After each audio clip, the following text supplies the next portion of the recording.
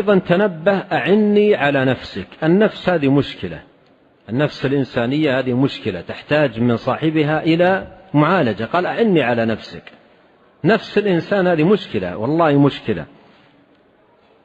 وكم حرمت نفس الإنسان، كم حرمته من خير، وكم أعاقته عن فضيلة، وكم ورطته في مخازي وآثام وذنوب ومعاصي.